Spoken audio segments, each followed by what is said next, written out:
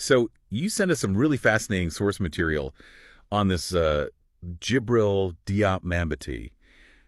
Seems like you're interested in, more than just like a basic Wikipedia bio on this filmmaker. And you'd be right to want to dig deeper. Yeah. Even with a relatively small filmography, Mambety's influence on African cinema, it's huge. And honestly, his life story is just as interesting as his films. Absolutely. And we're talking excerpts from like festival websites, film journals, even his IMDb page, which I got to say has one of the best Did You Know sections I've ever seen. Oh, yeah. So ready to go beyond the basics. Let's uncover, what makes Mambety such a cinematic icon. Yeah, let's do it. Right from the start, it's crucial to realize that Mambety wasn't just a filmmaker. Born in Senegal in 1945, he was an artist, like in the truest sense of the word.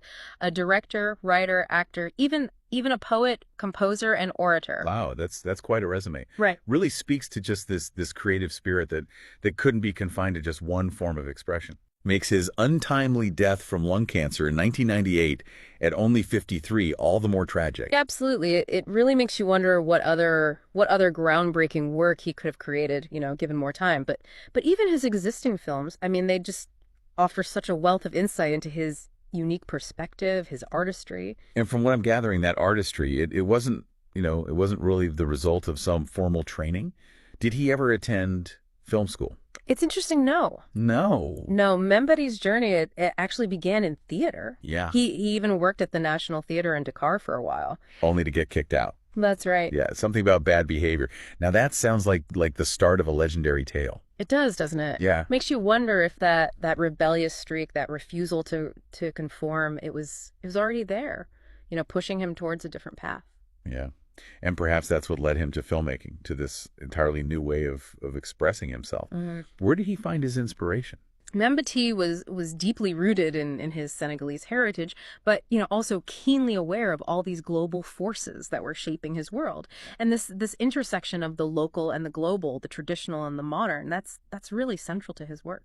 That makes his first feature film in 1973, Tukibuki, or The Journey of the Hyena, even more interesting in context. Yeah. This idea of local culture kind of like colliding with these global forces, it's fascinating. Mm-hmm. And it sounds like Tukibuki, it really captures that tension. What can you tell us about it? Well, just imagine this. Yeah. You have this young couple, and they're kind of disenchanted with life in Dakar. They have this dream of escaping to Paris, the glamour, the promise of it all. Right. So they gather whatever money they can, some of it even acquired through maybe not the most legal means, and they embark on this really surreal and symbolic journey. Okay, so it's not your typical love story then, huh? Not at all. The film, it's like this whirlwind of vibrant imagery, these jump cuts and the soundtrack that veers from traditional African music to American jazz and pop. I mean, Mambety, he just throws you headfirst into this chaotic energy of their experience. Okay, so we've got this unconventional narrative, this almost frenetic visual style. It really does sound like Mambety was deliberately trying to break the mold, especially for African cinema at the time. Absolutely, yeah. In the 1970s, a lot of African filmmakers, they were focused on social realism, often tackling these big issues like colonialism, poverty, in a very direct, almost documentary-like style. Yeah. Mambety, he embraced those themes, but he wanted to explore them through a different lens. Yeah. One that embraced ambiguity and allowed for multiple interpretations. And that's where this whole concept of hybridity comes into play. Exactly. Just think about the title Tukibuki, which translates to the journey of the hyena, and the hyena itself. It becomes like this symbol of this hybridity, this creature that's caught between the wild and the domesticated, constantly adapting to its environment. I'm starting to see why Tukibuki made such a splash at Cannes and Moscow. Yeah. It must have just felt so different from anything else that was being shown at the time. It really did. But despite all these stylistic innovations, the film really resonated deeply with audiences who understood the complexities of post-colonial life, that feeling of being caught between two worlds. Yeah, you mentioned earlier that Mambety, he wasn't afraid to really tackle these really difficult, these challenging themes. What were some of the specific issues that he explored in his films? One recurring theme is this whole idea of the allure, the danger of Western materialism, especially, in the context of a post-colonial world. So like in Tukibuki, for example, the couple's desire for this Parisian life, it's fueled by all these glossy images of wealth and consumerism.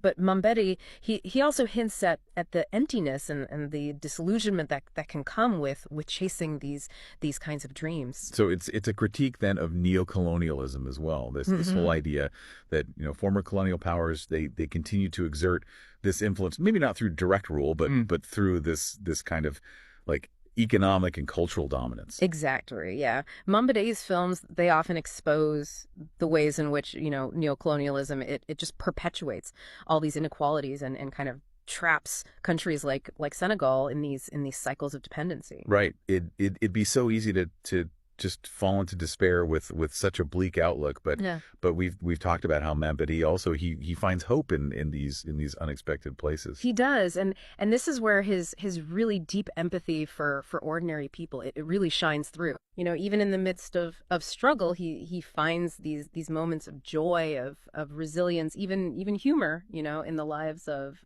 everyday Senegalese. It's interesting that you highlight this kind of balance between critique and hope.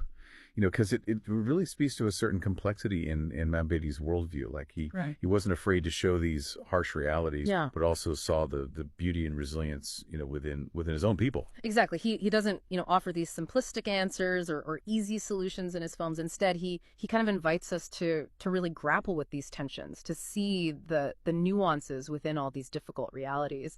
And this perspective is so brilliantly illustrated in his film Hyenas. This is his second feature, right? The one that came out in 92, almost 20 years after Tukibuki. Yes, and it's fascinating how he returns to filmmaking with a film that's both a thematic continuation of his earlier work, but also like a stylistic departure. Okay. He based Hyenas on a Swiss play called The Visit by Friedrich Dürrenmatt. A Swiss play set in Senegal. Tell me more. So it's a story about this wealthy woman, Longueur Ramatu, and she returns to her impoverished hometown, Colobane, the very place where Mambety himself was born, and she offers the villagers this really tantalizing deal, right? Immense wealth, but in exchange for killing the man who wronged her years ago. Ooh, that's a loaded proposition. It sounds like Mambety is setting the stage for this really powerful exploration of greed, morality, the corrosive effects of poverty. Exactly, and he does it with such visual flair. Yeah. There's this one scene where the villagers they're so desperate for Longueur's wealth, they actually start wearing like these empty rice sacks as clothing. Wow.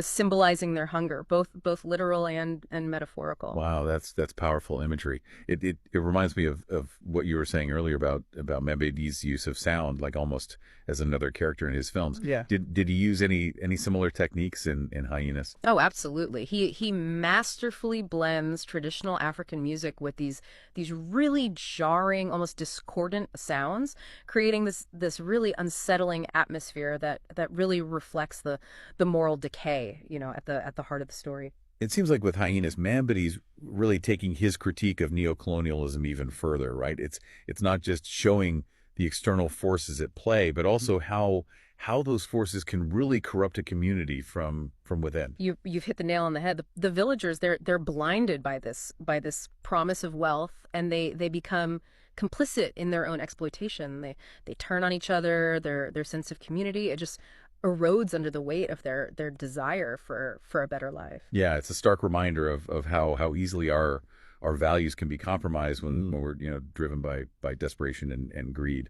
And yet, even in the midst of all this darkness, Mambety never completely loses sight of the humanity of his characters. He allows us to see their struggles, their motivations, and ultimately their capacity for both great love and great betrayal. It's a testament to his skill as a filmmaker that he can really tackle such challenging material with his nuance and empathy. Yeah.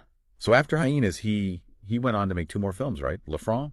and The Little Girl Who Sold the Sun. That's right. And while these later films are maybe less well known than Tukibuki and Hyenas, they offer this really fascinating glimpse into Mambety's, evolving perspective. They Mhm. retain his signature visual style and social commentary, but kind of shift the focus to these stories of everyday resilience, of hope. Almost like he was coming full circle, returning to that spirit of the little people finding ways to navigate the challenges of their world.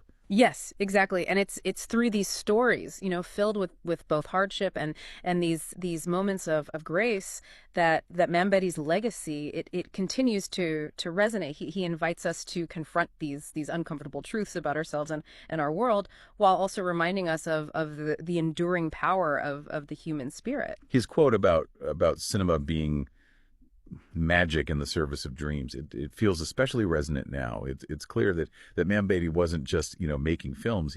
He was weaving these dreams that challenged us, moved us, and ultimately expanded our understanding of the world and ourselves. His legacy lives on, inspiring this new generation of filmmakers, including his own niece, Mady Diop, who are carrying the torch of cinematic innovation and social commentary. It's been an incredible journey exploring the life and work of Djibril Diop Mambéty. His films are a testament to the power of cinema to transport us, to challenge us, and to just stay with us long after the credits roll. If you're looking for a cinematic experience that stays with you, that makes you, think and feel in equal measure, then seek out the films of Djibril Diop Mambéty. You won't be disappointed.